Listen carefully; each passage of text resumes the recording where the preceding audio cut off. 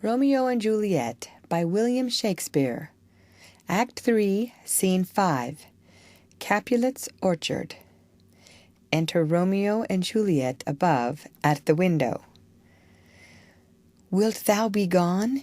It is not yet near day. It was the nightingale, and not the lark, that pierced the fearful hollow of thine ear. Nightly she sings on yon pomegranate tree. Believe me, love, it was the nightingale.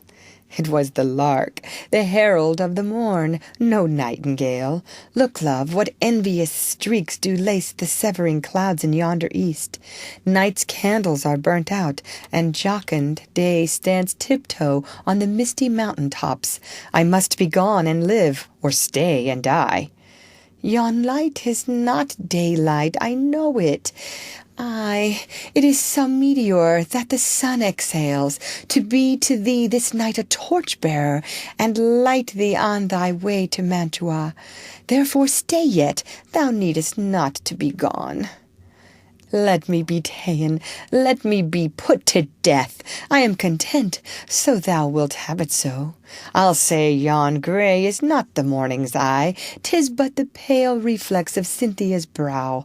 Nor that is not the lark whose notes do beat the vaulty heaven so high above our heads.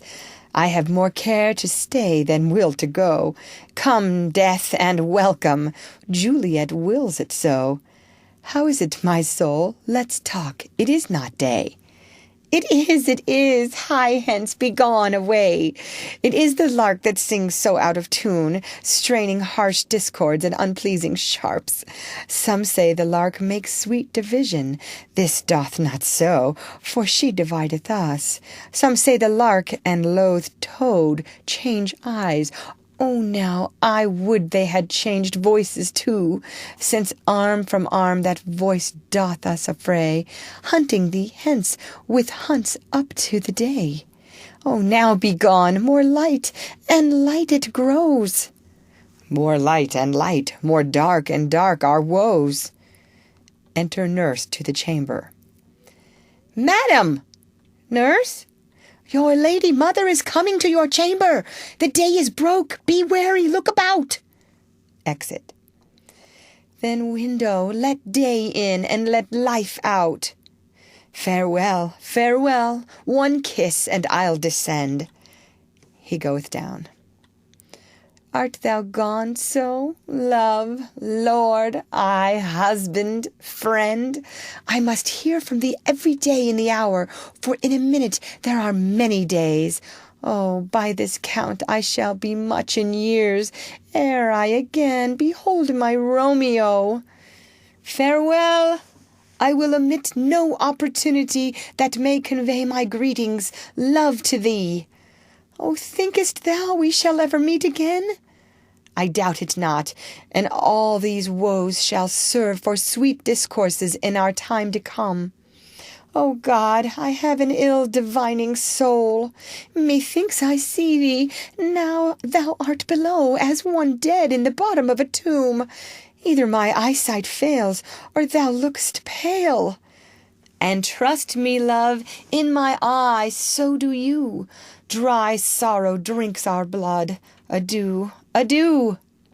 Exit. O Fortune, Fortune, all men call thee fickle. If thou art fickle, what dost thou with him? That is renowned for faith. Be fickle, Fortune, for then I hope thou wilt not keep him long, but send him back. Within. Ho, daughter, are you up? Who is it that calls? Is it my lady mother? Is she not down so late, or up so early? What unaccustomed cause procures her hither? Enter Lady Capulet. Why, how now, Juliet? Madam, I am not well. Evermore weeping for your cousin's death? What, wilt thou wash him from his grave with tears? And if thou couldst not make him live. Therefore have done. Some grief shows much of love, but much of grief shows still some want of wit. Yet let me weep for such a feeling loss. So shall you feel the loss, but not the friend which you weep for. feeling so the loss cannot choose but ever weep the friend. Well, girl, thou weepest not so much for his death, as that the villain lives which slaughtered him. What villain, madam? That same villain, Romeo. Aside, villain, and he be many miles asunder, God pardon him, I do with all my heart, and yet no man like he doth grieve my heart. That is because the traitor murderer lives. I, madam, from the reach of these my hands would none but I might venge my cousin's death. We will have vengeance for it, fear thou not. Then weep no more. I'll send to one in Mantua, where that same banished runagate doth live, shall give him such an unaccustomed dram, that he shall soon keep Tybalt company, and then I hope thou wilt be satisfied. Indeed, I never shall be satisfied with Romeo till I behold him dead. Is my poor heart for a kinsman vexed? Madam, if you could find out but a man to bear a poison, I would temper it, that Romeo should, upon receipt thereof, soon sleep in quiet. Oh, how my heart abhors to hear him named, and cannot come to him, to wreak the love I bore my cousin upon his body that slaughtered him. Find thou the means, and I'll find such a man. But now I'll tell thee joyful tidings, girl. And joy comes well in such a needy time. What are they, I beseech your ladyship?